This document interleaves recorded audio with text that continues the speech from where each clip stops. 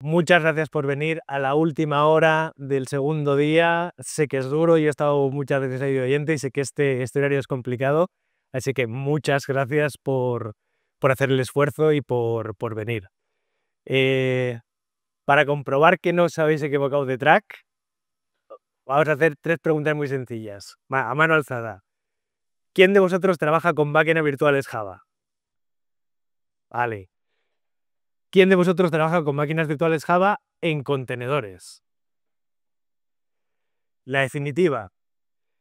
¿A cuántos se os han caído los contenedores y no sabéis muy bien por qué, pero les habéis dado más memoria o los habéis reiniciado y hemos seguido funcionando?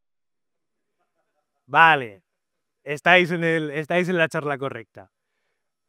Como premio, no vamos a hablar de IA, ni de IA general.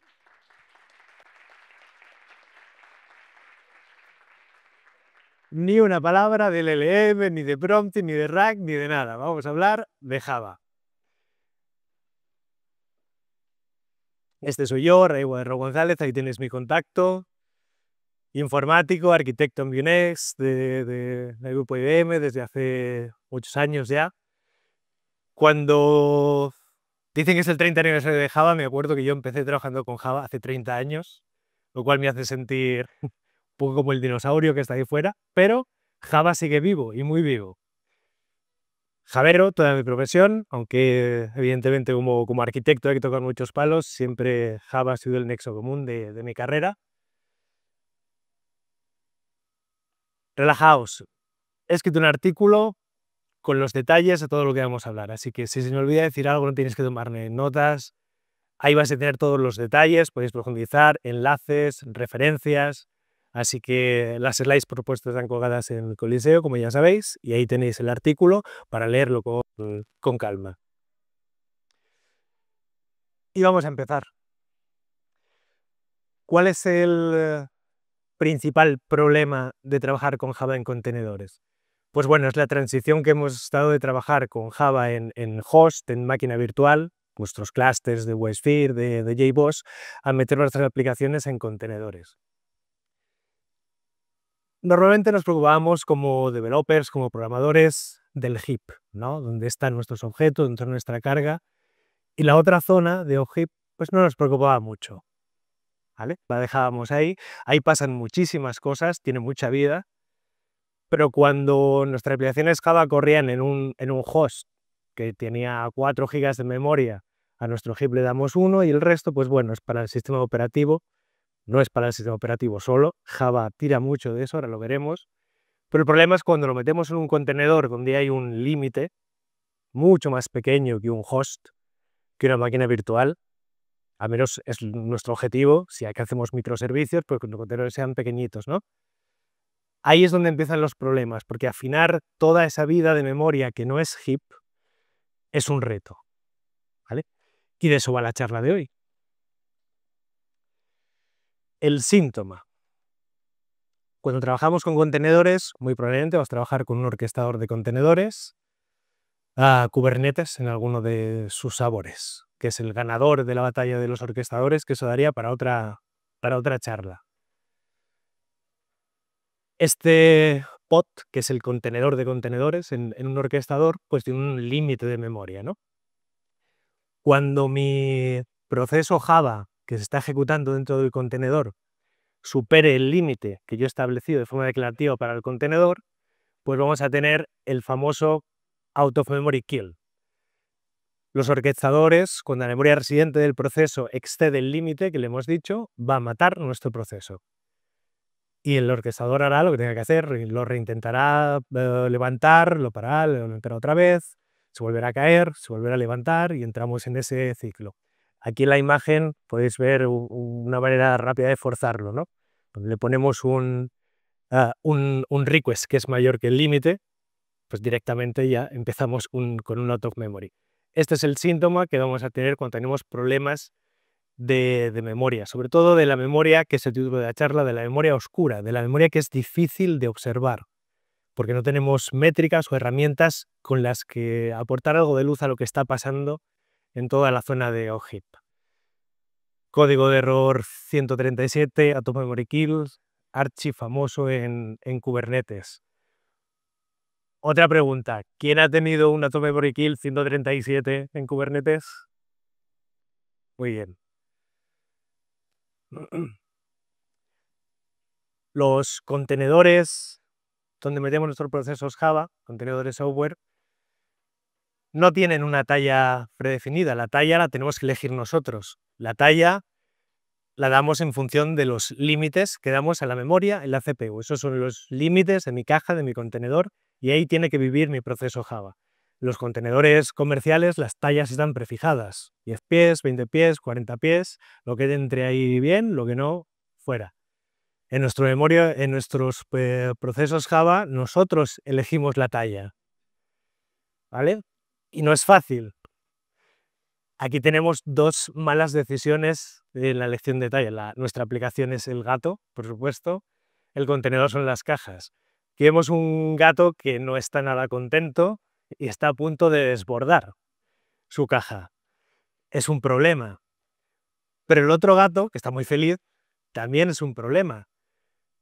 Si estoy desaprovechando recursos, porque mi contenedor evidentemente no es el único que está corriendo en producción, hay muchos otros.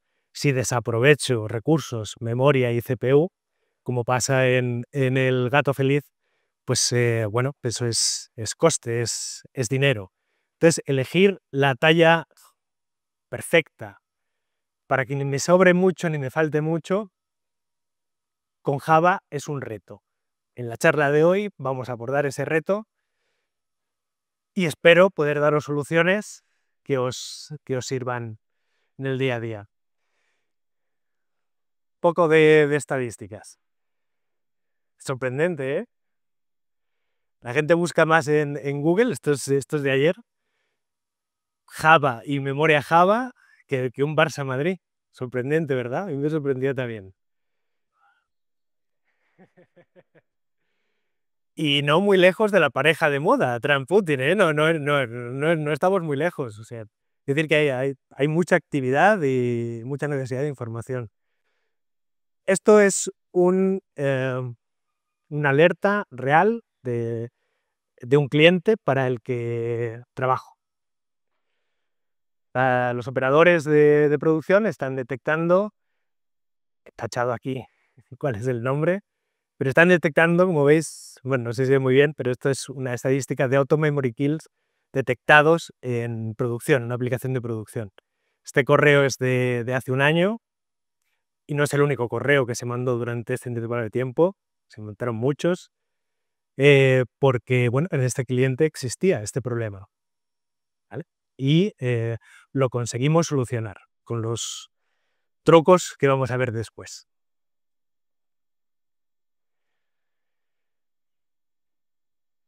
Vamos a ir componiendo el puzzle poco a poco. Vamos a hablar de diferentes zonas de memoria. Lo primero, conceptos para hablar todos el mismo idioma. Memoria nativa. En Internet encontraréis, cuando se habla de memoria Java, gente que a la memoria nativa se refiere a ella cuando se refiere a la memoria off-heap, a lo que no es heap, ¿no? Se divide entre heap y off-heap, y al off-heap se le llama memoria nativa. Para mí ese término no es correcto. La memoria nativa es todo el proceso. Toda la memoria que utilicemos es memoria nativa. Punto. No hay que hacer más distinciones. Después podemos distinguir dentro de nuestro proceso Java lo que es heap y lo que no es heap. Más conceptos. Memoria virtual. La memoria virtual es el espacio de memoria que un proceso, hablamos de procesos Linux, ¿vale? No de procesos Windows, que es otra historia.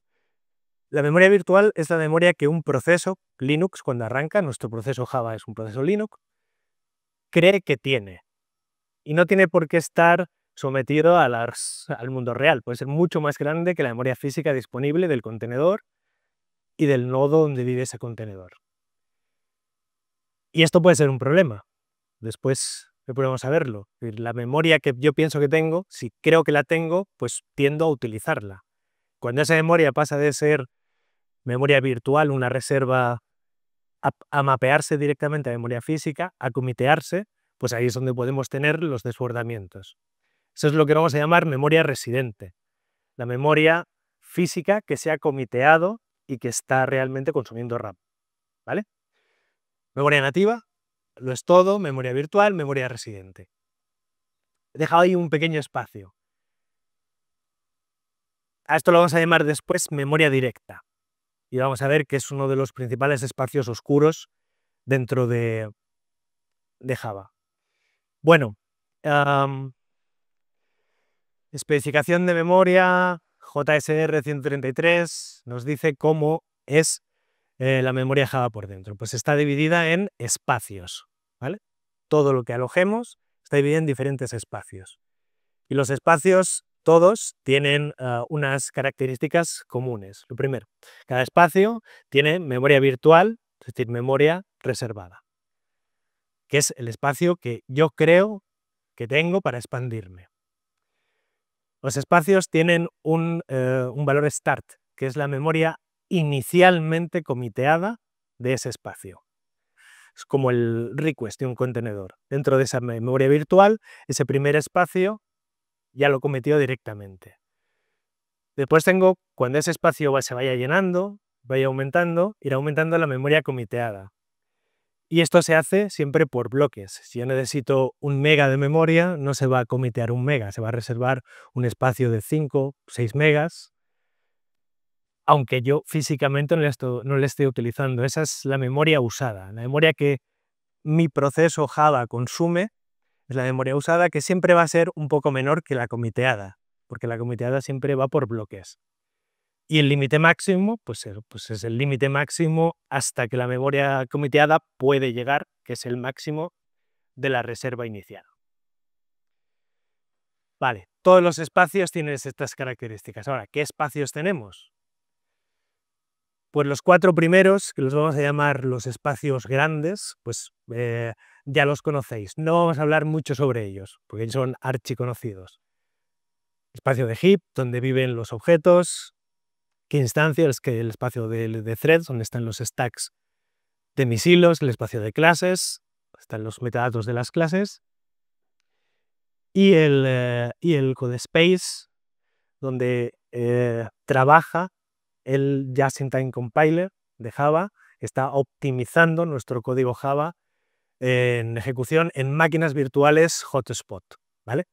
Aquí vamos a hablar de memoria nativa de máquinas virtuales hotspot, las basadas en OpenJ9, Temurin, Semeru de IBM, tienen un network tracking diferente y un modo de funcionar diferente. El hotspot, que es el que vamos a hablar, de OpenJDK, es el que utiliza este espacio. Pero estos 4, que son los más conocidos, no son los únicos, tenemos muchos más. A esos otros espacios menos conocidos los vamos a llamar los espacios pequeños, por diferenciarlos de los grandes, ¿vale? ¿Qué espacios tenemos ahí? Pues el que utiliza el propio garbage collector de la máquina virtual utiliza su propio espacio off-heap y consume memoria. Y depende del algoritmo, del tipo de garbage collector que elijamos, pues va a tener un espacio mayor o menor. El serial, el más sencillito, pues tendrá un espacio pequeñito. Un Shenandoah para grandes heap o el G1 va a tener su propio espacio off-heap más grande y lo tenemos que tener en cuenta. Espacio de compilación, el espacio interno, el espacio de símbolos, tenemos la internalización de strings, el espacio de Native Memory Tracking. Ahora vamos a entrar en esto. Es el espacio que utiliza una herramienta que mide cómo se está gestionando la memoria nativa del proceso. Y después muchos otros. Bueno, pues todos esos espacios pequeños, estos tienen una serie de características comunes. Estos no tienen un start y un max que yo pueda poner. Lo deciden ellos. Se llama Java Ergonomics, cuando arranca la máquina virtual. Los otros sí que los puedo tunear. Después vemos los flags que tenemos que utilizar para ello. Pero estos no. Estos deciden cómo se expanden y hasta dónde llegan. No suelen ser problemáticos. No ocupan mucho espacio, no tienen que tener mucho espacio, pero si lo sumamos todos espacios pequeños, pues ya ocupan bastante. Aquí vemos este dato de 100 megas, es un microservicio Spring Boot con un garbage collector de tipo serial, más pequeño. Pues bueno, ya tenemos aquí un overhead de 100 megas para esos espacios pequeños. El off-heap, necesitamos computar ese tamaño para que quepan, ¿vale? ¿Cómo sabemos cuánto miden nuestros espacios? Memoria virtual, memoria comiteada, memoria residente. Pues para eso tenemos la herramienta NMT, es una herramienta de OpenJDK en máquinas tipo hotspot, como decíamos, que nos arroja luz, nos permite medir qué está pasando. Esta característica de hotspot no está activada por defecto. Aquí tenéis el comando para activarla. La podemos activar en dos modos, modo summary o modo detalle. Aquí este es el ejemplo del summary. Con el summary suele ser suficiente. El detalle escupe una cantidad de información brutal de cada una de las reservas que hace cada thread. Eso es ya si tenemos que habilitar el modo detail, tenemos un problema serio. Normalmente el summary nos va a venir bien. Y una vez que está activado con JCMD, escribiendo el PID del proceso y este flag, le pedimos si le hemos activado en modo summary, le podemos pedir el summary, le hemos puesto en modo detalle, le podemos pedir el detalle y el summary. Pues esto nos da un informe. ¿Cómo es ese informe? Pues vamos a verlo. Te va a ver un poquito pequeño aquí, pero bueno. Estos son los espacios de máquina virtual. En este caso hemos cogido una implementación de Red Hat de OpenJDK, versión 17.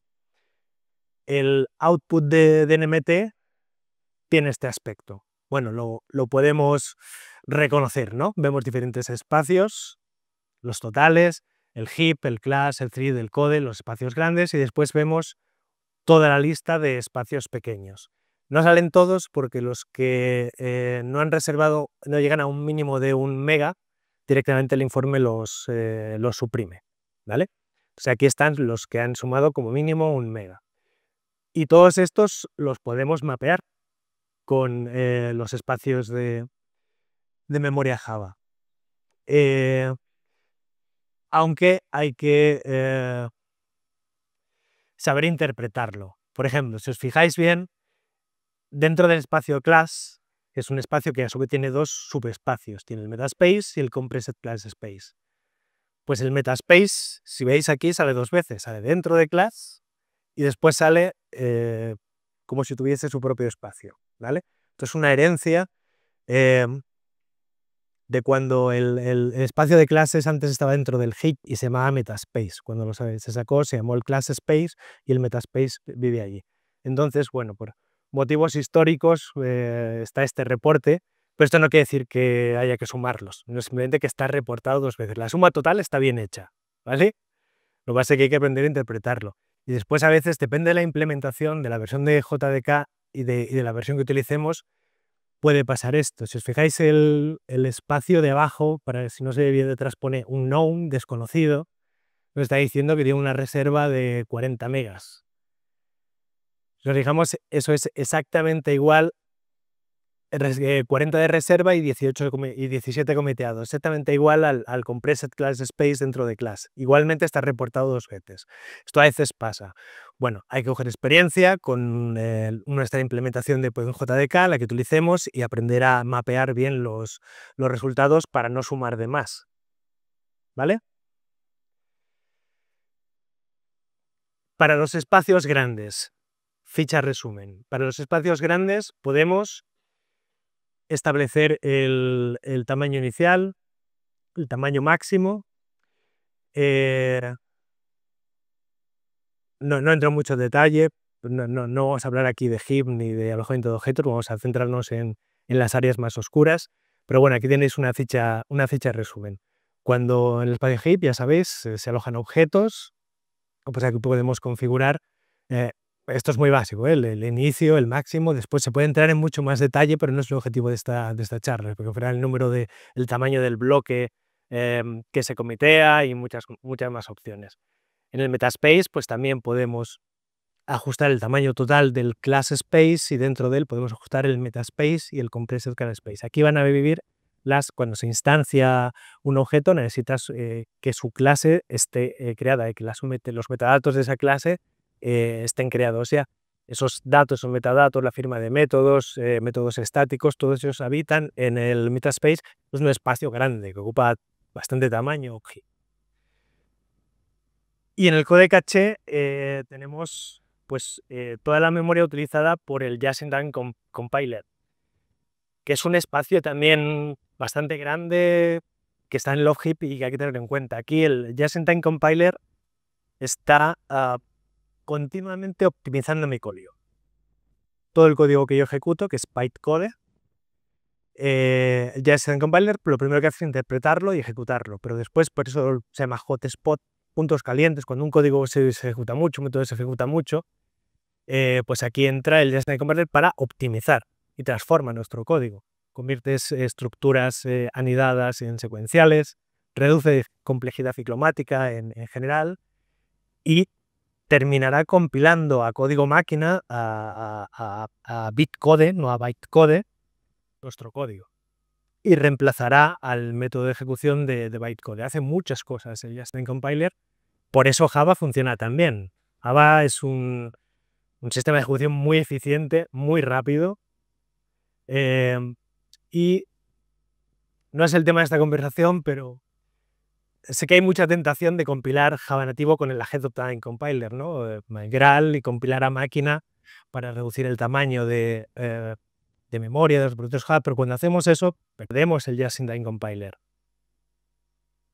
Y lo perdemos en tiempo de ejecución. Claro, si compilamos nuestro código a código máquina antes de la ejecución, todas las estadísticas que recopila el Just-in-Time Compiler para tomar decisiones y crear código mucho más eficiente, evidentemente no las tenemos. El espacio de threads. Aquí no vamos a poder poner el límite inicial y final con flags de la máquina virtual.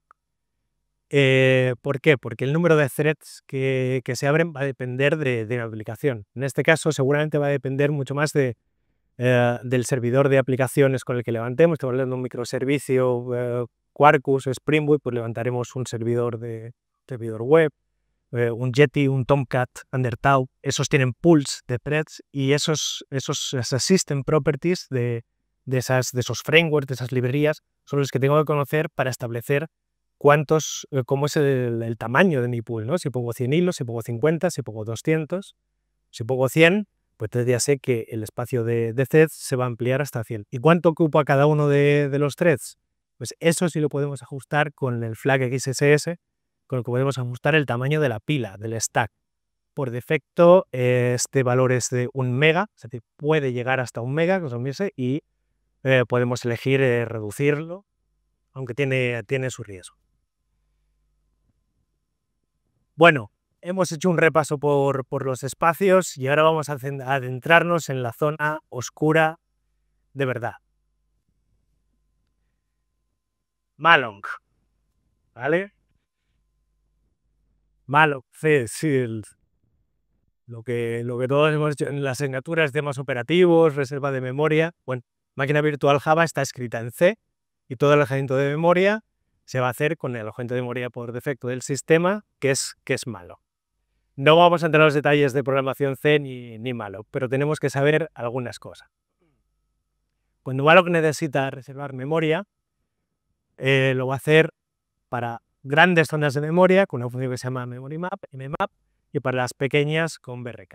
Lo que tenemos que saber aquí es que todos los espacios grandes y pequeños están creados con Malloc a través de nmap para hacerse esas reservas de memoria.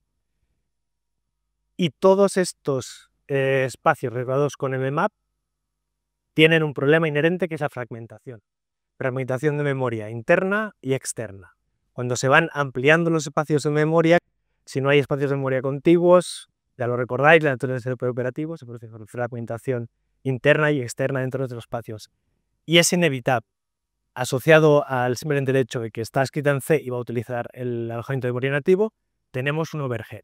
Y ese overhead en estos espacios puede ser, según mis observaciones, entre el 10 y el 30%. Y es un espacio, es un factor de corrección que tengo que aplicar a mis espacios que ocupa memoria y lo tengo que tener en cuenta, ¿vale? O sea, no simplemente puedo sumar todos los espacios off heap, a esos les tengo que aplicar un factor de corrección para la fragmentación de malloc. O sea, primera memoria oscura, que ya no puedo medir con una métrica exacta.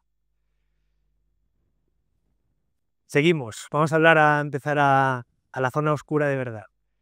El API de Java NIO está ahí desde hace muchos años y sirve para que cualquier aplicación que yo desarrollo con Java, cuando tiene que escribir en canales de salida, ficheros, sockets, lo que sea, va a utilizar este API.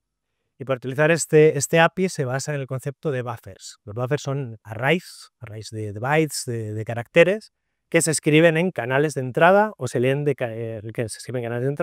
los de salida, al revés, perdón. Y esto se utiliza masivamente en nuestras aplicaciones.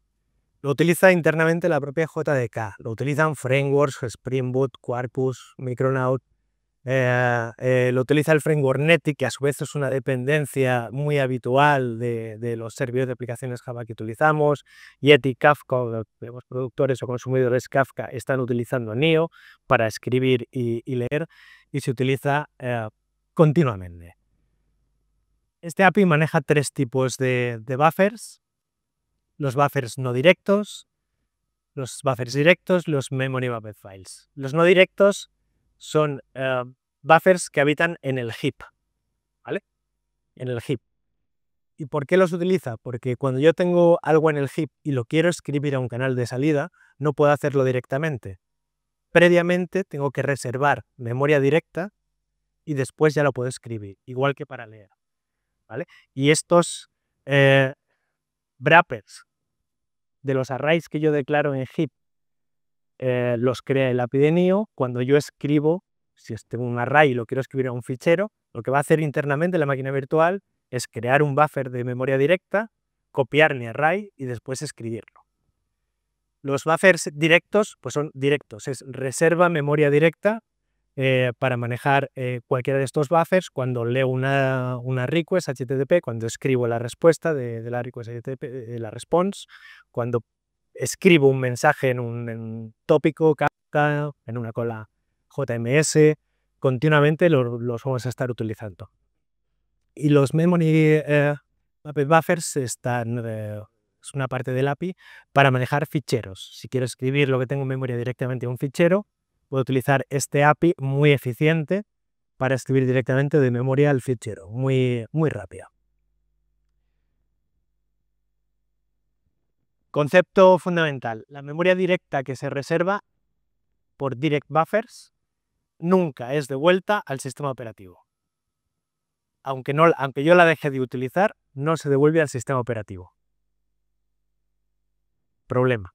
Ahora vamos a ver el porqué. Sé que os he metido ahora muchos conceptos juntos y ahora vamos a verlos todos en acción para entender toda la secuencia y todo el problema. Llega un thread, una petición HTTP a nuestro servicio. Se va a crear el stack para el thread. Sabemos dónde va, al espacio de threads. Se crea el stack, la pila de métodos, variables locales del thread. Ok, no hay problema. Crearemos objetos para la ejecución. Sabemos dónde van a ir. Van a ir al heap. Cuando lo dejemos de utilizar, lo recolectará el garbage collector. Para poder instalar los objetos, necesito la definición de los clases, que irá al metaspace. JIT compiler y este compiler optimizará este código, irá haciendo lo que tiene que hacer. Si estoy utilizando el API de NIO para manejar ficheros con mapped files, ese mapped file va a reservar un espacio nuevo de memoria, diferente a todos los que ya hemos visto, a los grandes y a los pequeños. Se va a reservar un memory map, malloc para el memory map, escribirá el fichero y después se libera. Ese sí que se devuelve al sistema operativo. No es problemático. Pero ¿qué pasa con todos los direct buffers que va a necesitar manejar mi thread? Repito, para escribir, leer, cualquier tipo de información. Pues bueno, aquí se van a tomar dos tipos de decisiones, dependiendo del tamaño de ese array que tengo que escribir o leer. Si el tamaño es grande, malloc va a crear de nuevo otro memory map para manejar solo ese buffer. No es problemático. Al terminar el manejo de ese buffer grande, toda esa zona particular de memoria, ese memory map, se devuelve al sistema operativo. Pero si los buffers no son grandes, que es lo más habitual en un microservicio que está recibiendo request response, mensajes Kafka para arriba, para abajo, los tamaños de los buffers van a ser pequeños, 4K, 20K, 100K, más o menos es lo que miden los payloads con los que trabajamos. Entonces, ¿qué va a hacer aquí Malloc? Pues va a abrir una estructura nueva que no es ninguno de los espacios anteriores, que se llaman arenas. ¿Habéis oído hablar de las arenas? ¿Os suenan? Manos arriba. Poquito. Vale. Pues este es uno de los grandes problemas del manejo de memoria Java. Estas estructuras, arenas, podemos verlas como una lista enlazada de segmentos. Segmento ocupado, segmento libre. Este está ocupado y usado por un thread. Este segmento está libre. Una lista enlazada, ¿vale? Y se va a ir expandiendo. Malloc reserva ese espacio y va reservando bloques para trabajar con esos direct buffers. Ok. Ahora llega otro thread que tiene sus buffers, su necesidad de escribir y leer. ¿Qué va a hacer Malloc? Va a abrir otra arena. ¿Vale? Malloc siempre favorece por defecto el rendimiento sobre la memoria. Tengo otro thread concurrente, me abro otra arena y trabajo con sus buffers. Podéis ir intuyendo ya el problema que tenemos aquí, ¿no? Se va intuyendo. Bueno, evidentemente esas arenas, después de estar siendo utilizadas durante un intervalo de tiempo grande, van a tener una fragmentación altísima, ¿vale? Porque la probabilidad de que el buffer que yo necesito meter sea más grande que todos los espacios libres que queden, no es cero. Y como no es cero, podemos especular si es el 90, el 50, el 40, pero como no es cero, se van a terminar fragmentando y expandiendo hasta el máximo. Hay una fragmentación muy alta, mucho más que la de los espacios grandes. De nuevo, overhead de Malloc, muy grande en las arenas. Y algunos datos. El tamaño máximo de estas arenas en una arquitectura Linux de 34 bytes son 64 megas. Para cada una de estas arenas. ¿Cuántas arenas hay? Por defecto, 8 veces el número de cores de CPU visibles para el proceso. Vamos a hacer los cálculos. Imaginemos que a nuestro contenedor le he dado 8 CPUs. Pues 8 CPUs por 8 arenas cada CPU, por 64 megas a los que se van a expandir, porque tarde o temprano las arenas van a llegar a expandirse a los 64 megas, siempre. Podemos tardar minutos, días o horas. Van a terminar llegando al límite. 4 gigas. ¿Qué os parece? Que asumamos los espacios grandes, pequeños, nos ocupa de 200 megas, 300, y luego necesito 4 gigas para memoria directa. ¿Vale? Pues esto está detrás de la inmensa mayoría de los auto memory kills que tenemos con los procesos Java en contenedores. Me gusta mirar las caras en este momento, que hay sorpresa, hay indignación, de todo un poco, ¿no? ¿Os sorprende el dato? 8 CPUs son muchas, pero si ponemos 2 y dividimos entre 4, es 1 giga. ¿Vale? No estamos solos. ¿Vale? Gente diciendo por internet, no entiende por qué mi memoria residente cree que sigue creciendo, pero si está todo controlado, yo no gasto más memoria, ¿por qué la memoria residente va tan alto? Tengo memory leaks, memoria nativa, cientos de resultados por internet, ¿vale? Y esta charla precisamente es para eso, para tener las soluciones. Vamos a ello, vamos a las soluciones. Nos quedan 10 minutillos. Voy a ir rápido para que nos dé tiempo a hacer preguntas, ¿vale? Soluciones. Los espacios grandes son más conocidos, pero hay que ajustarlos. Midamos, pongamos el mínimo, el máximo para saber hasta dónde llega. Los pools de threads hay que ajustarlos. ¿Vale? Tenemos que saber cuántos threads mi servicio aguanta para que dé un servicio concurrente sin llegar a fallar. Eso nos dará el tamaño de la zona de threads. Pon límites a la CPU, siempre. Ya hemos visto uno de los motivos, que es el de las arenas, pero hay otros. Casi todos los frameworks toman decisiones sobre cómo actuar y el número de threads que abren en base a la CPU visible. Poner un límite a nuestros contenedores es obligatorio. Algo no muy útil. Los flags que van apareciendo, container aware, container support, que su nombre indica que pues es una ayuda, ¿no? Estoy en un contenedor, pongo container support, entonces ya todos los espacios se me ajustan y no me tengo que preocupar. No, las decisiones que tomes son muy... sobre todo afectan al heap a poco más y además toma decisiones un poco arbitrarias, como dar el 50% del heap al proceso, del límite le he puesto 1 giga, pues 500 para el heap, ¿por qué? En fin, son decisiones un poco arbitrarias que no son muy útiles. Cosas que sí que son útiles. En la zona del heap podemos hacer con este plug un pre-touch, igualar el mínimo al máximo y con esto nos aseguramos que al menos en el heap no vamos a tener fragmentación. Ya esto, con un buen garbage collector, con un G1, vamos a tener la fragmentación externa 0 y la fragmentación interna, el garbage collector se va a encargar de tenerla también muy reducida. No podemos hacer lo mismo por otros espacios grandes, pero al menos con eso el heap reducimos el factor de overhead.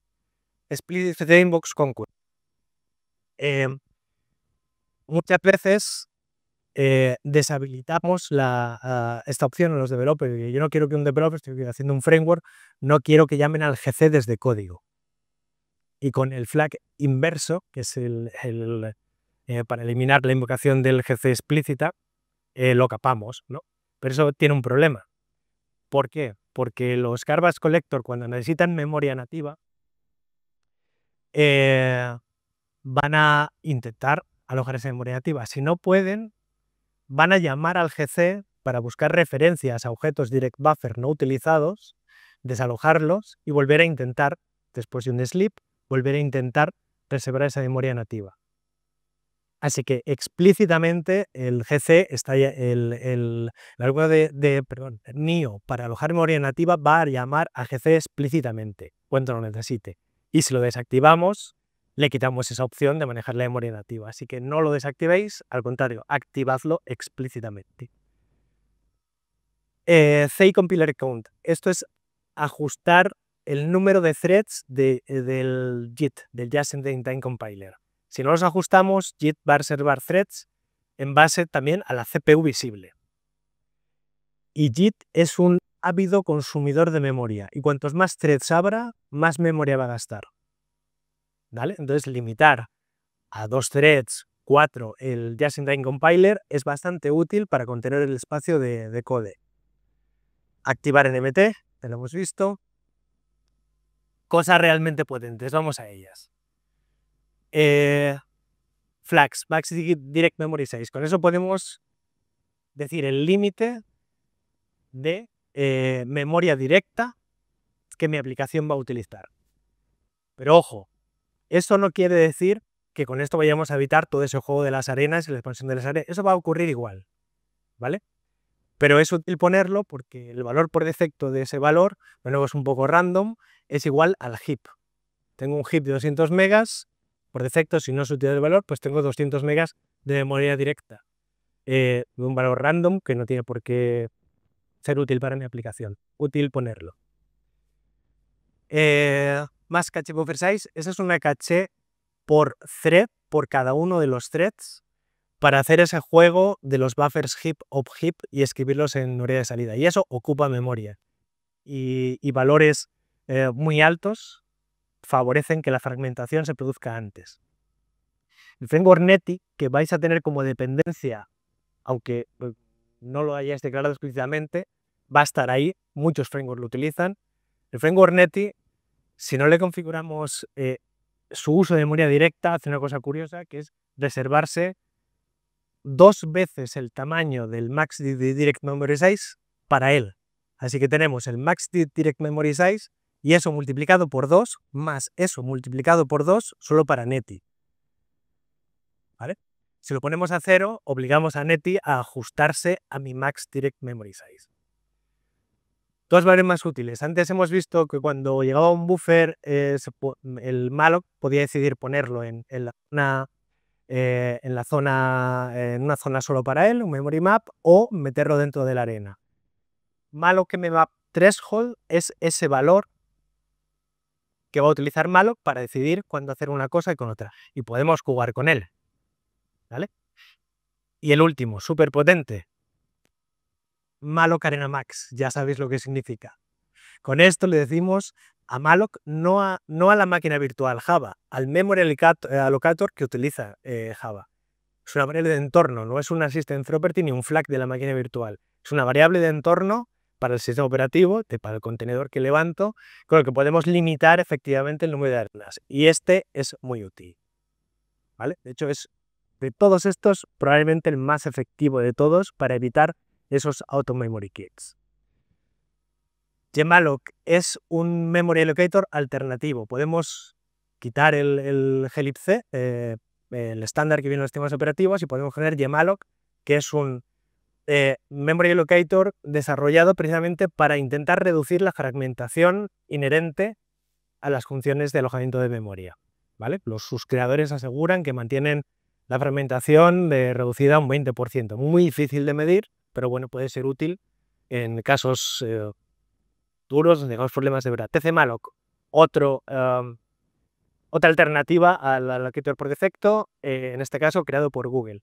Async Profiler, esto no es un memory allocator, es una herramienta, un profiler, que es el único profiler con el que podemos hacer tracking de todos los alojamientos exactos de memoria directa y memoria nativa. Es el único que tiene esa capacidad, creado por Andrei Pangin, un crack en el mundo Java, muy recomendable. Todo esto tiene pros y cons, ¿vale? Si limitamos el número de arenas, reduciremos nuestros problemas de memoria, pero con menos memoria para direct buffers, nuestro rendimiento se puede ver afectado, ¿vale? Todo ese trabajo de las arenas, si lo comprimimos y obligamos al glibc a hacer coalescencia de bloques que no estén juntos para poder alojar, bueno, eso es tiempo que gastamos y coste. Hay que tomar decisiones, no hay una varita mágica para todo. Seguramente, como siempre, la virtud está en el punto medio. Ni 64 arenas, ni 2. O sea, a lo mejor 6, 8, pero tenemos que tener en cuenta lo que ocupan esas arenas para el tamaño del límite del contenedor. ¿Hay más? Sí, la última. JNI. Como sabéis, desde Java se puede llamar a código C directamente. Código C compilado lo podemos llamar. Lo hace la propia máquina virtual y nosotros como developers lo podemos hacer. La memoria utilizada por ese código C que yo llamo desde Java no la puedo medir con Native Memory Tracking y está ahí, ¿vale? Otra zona oscura que tenemos que tener en cuenta para el límite. Y ahora sí, con todo esto, los espacios grandes, los pequeños y todo lo demás, la fórmula para calcular la memoria. Sumamos todos los espacios más direct buffers y con esto tenemos la fórmula. Esta notadla, que vale su peso en oro, ¿vale? Pero veréis, ¿cómo voy a hacer esta fórmula si no tengo los datos, la zona que no puedo medir y no puedo observar directamente? ¿Cómo lo hago? Pues le damos la vuelta. Con métricas como, por ejemplo, en Kubernetes, Container Memory Working Sets, sabemos la memoria residente exacta que está ocupando mi proceso. Pero tenemos la suma total. Bueno, pues despejamos, ¿no? La memoria oscura que no puedo medir es la resta de esa memoria residente menos lo que sí puedo medir. Y con eso tengo la memoria oscura exacta para poder darle talla a los contenedores. Conclusiones: hay que medir, probar, ajustar, investigar memory leaks en casos extremos, y el objetivo al que nos gustaría llegar es tallas. Cuando tengo microservicios creados con la misma tecnología, pues en vez de tener que hacer ese estudio individual, lo que me interesa es poder crear una talla grande, pequeña, mediana, con todos estos parámetros ya ajustados, y con eso tener la seguridad de que van a funcionar bien y no se van a caer. Muchas gracias, voy al límite. Damos espacio para preguntas, ¿eh? No os preocupéis. Os recuerdo, aquí tenéis el artículo con mucho más detalle, referencias para que podáis profundizar en aquellas otras que os hayan gustado. Muchas gracias por haber aguantado. No os olvidéis de poner el feedback, bueno o malo, el que sea, en Coliseo. Se agradece mucho cualquier tipo de él. Y vamos con las preguntas. Aquí hay un bonus track que si queréis lo repasamos y si no, vamos a las preguntas que podáis tener. ¿Queréis ver un poco de bonus track o lo dejamos aquí? ¿Sí? Venga. Bueno, uno divertido. Mi hermana es filóloga, ¿vale? Entonces la utilizo para revisar lo que escribo, ¿vale? Siempre está corrigiéndolo todo. Lo primero que me dijo es esto. No se dice contenerizar, ¿vale? La expresión correcta sería contenedorizar. Pero como es difícil de decir, es muy fácil trabarse, pues mejor decir poner en contenedores, ¿vale? Pequeño guiño a mi hermana, que lleva toda la vida dándome la turra con esto. Como habéis visto, saber cuántas arenas están abiertas y cómo están ocupadas es bastante interesante. Y NMT esto no me lo dice, ¿vale? Si seguís los hilos del artículo que he publicado, más adelante publicaremos un desarrollo que hemos hecho para emitir como una métrica Prometheus estos valores. El número de arenas y la ocupación de cada una de estas arenas en proceso Java, para poder tenerlo en tableros de monitorización, que es lo más interesante. ¿Vale? No tener que andar con comandos Linux complicados para poder averiguarlo. Diréis, esto de los direct buffers, yo no uso direct buffers. Bueno, arrancamos un proceso Java, como veis ahí, poniéndole solo un K de direct buffers. No arranca. El proceso no arranca. Directamente vamos a tener un error. Hay alojación de direct buffers continuamente, los usemos directamente o no. Mapped files. Pues yo tampoco utilizo mapped files. Bueno, con esta herramienta PMAP podemos ver los mapped files que, aunque yo no los use, la máquina virtual los estoy usando. Y hay muchos. No creo que haya tanto malloc. Una carga sostenida de unos pocos minutos a un microservicio hecho con Spring Boot, dándole carga de peticiones web. Pues en unos pocos minutos, estos son estadísticas de NMT, en unos pocos minutos se han producido ese más 9000, que es la diferencia, porque con NMT puedes hacer un baseline y comparar, te han producido más de 9000 alojaciones con malloc para esos direct buffers. Resalto la zona internal porque la zona internal es donde están las estadísticas de reserva de memoria directa que nos da NMT. Bueno, un ejemplo de un memory map. Estos no los podemos traquear con NMT, ¿vale? Pero si miramos la memoria residente total, veremos que aumenta. Con NMT no podemos medir los memory mapped files. Direct buffers. Los direct buffers se reportan, dependiendo de la versión, a partir de Java 11 en la zona internal, como hemos dicho, y antes de la 11 en other. ¿Vale? ¿Por qué? Cosas históricas. Si hacemos un dump de memoria, podemos ver los objetos Java Niro Direct Buffer que están listados. Aquí veis todos esos que son 4 megas y pico, pues todos esos son, en este caso, reservas de Kafka, de consumidores y productores Kafka que por defecto utilizan buffers de 4 megas. Y están ahí, aunque yo no los haya creado, están ahí y es un problema recurrente.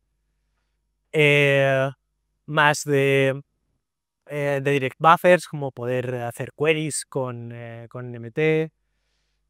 Y ya está, con esto termina el track. Muchas gracias.